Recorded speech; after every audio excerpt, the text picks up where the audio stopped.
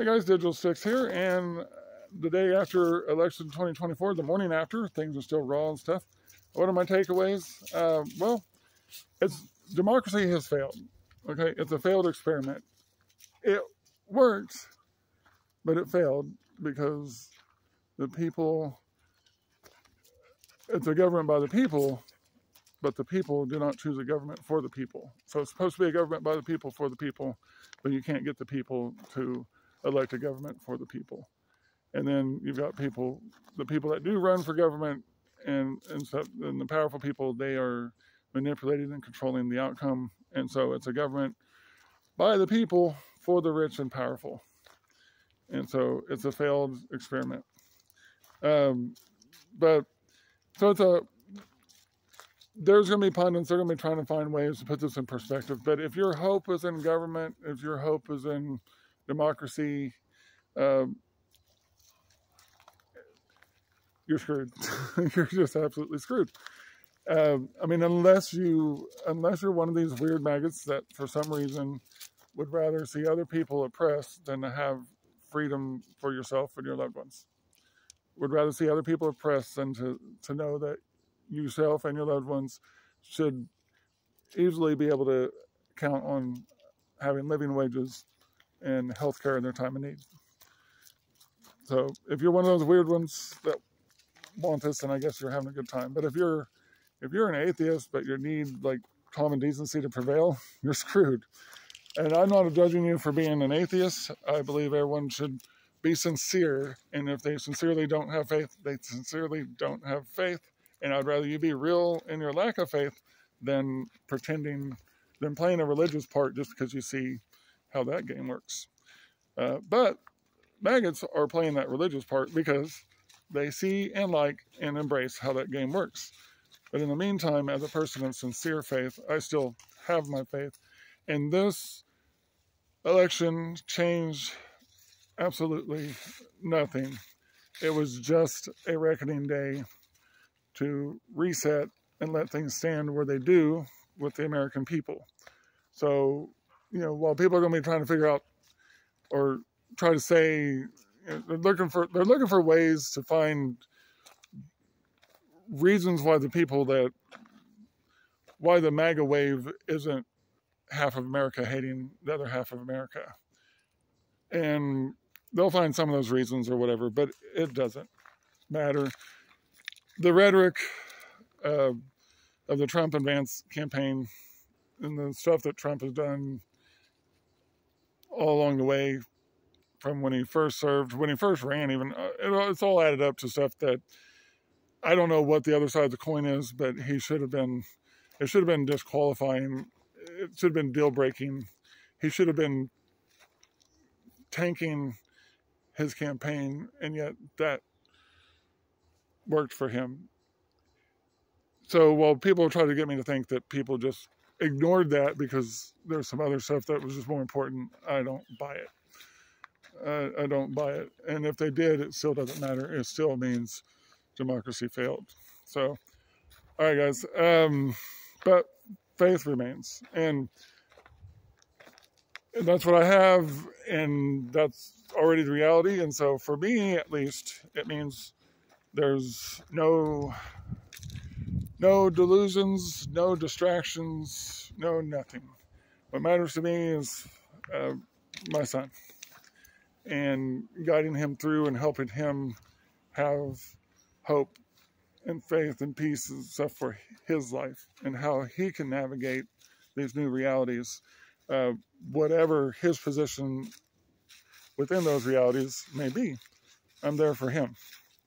And I know who's not there for him.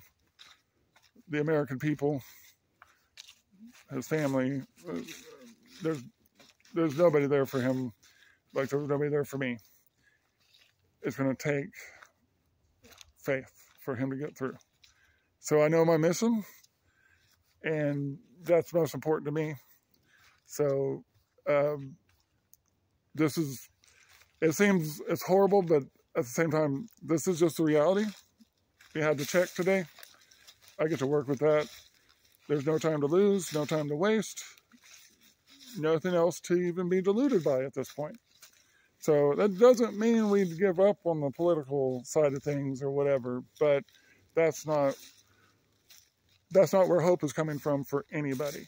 So if you're an atheist, I don't know what to tell you. You're going to have to find some atheists that, figure out what country you're moving to. But if you are a person of a faith, and I don't care what religion your faith aligns with, but if you are of sincere faith, let that be your guide. Because at least I can tell you, as a person of sincere Christian faith, Jesus has helped me avoid the traps that people have set. He's helped me not be destroyed by the traps that they've succeeded in accomplishing. He's helped me see how he's actually worked even things that were meant for evil, for my good, always.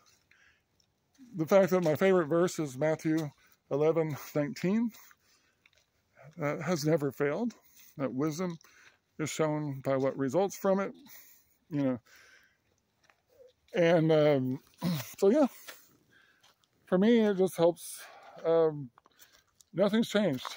And nothing was going to change. And so the country, I firmly believe, would have been better off with Kamala in that direction. But now that that's not the direction, and I get to see where things stand, I get to see the reality check and stuff like that.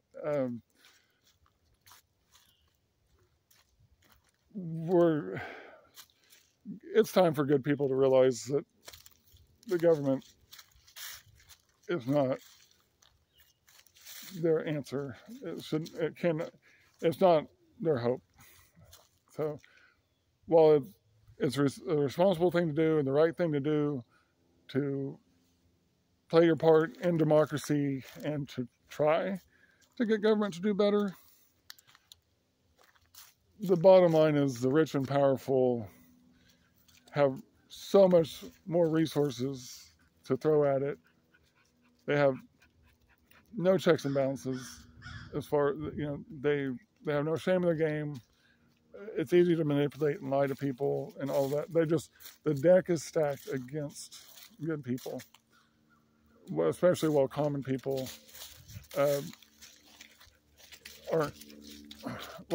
common people aren't turned off by the most indecent and vulgar campaign and politician we've seen in our lifetime. There's, literally the strongest campaign against Trump was Trump himself, and he failed to beat himself.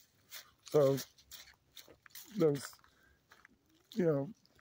whether someone carries on the movement or whatever past him, how that all plays out, we don't know. But in the meantime, those of us who are alive are still alive. Those of us with families still have families. And those of us that need hope still need hope.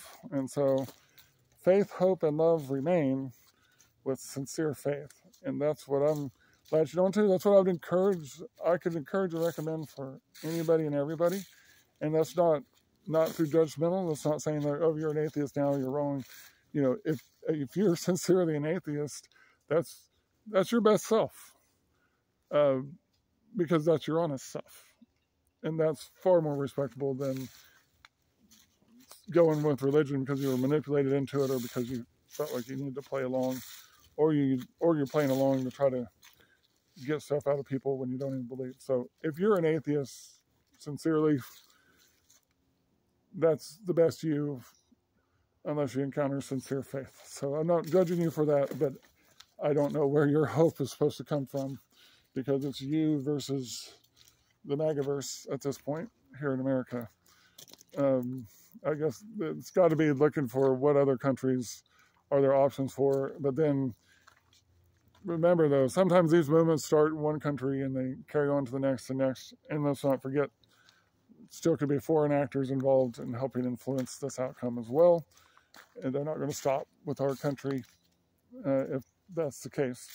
So, yeah, it all gets back to having faith. And Again, wisdom is shown by what results from it. And some people think that how can you possibly have faith when modern science this and modern science that? Well, for me, I'm not locked into, like, the foundation of my faith doesn't say that English translations of the Bible are word for word infallible. That's a religious tenet. For me, it's more the principles found in scriptures. And again, that's why my favorite verse is Matthew 11:19 too. The wisdom is proven by what results from it. And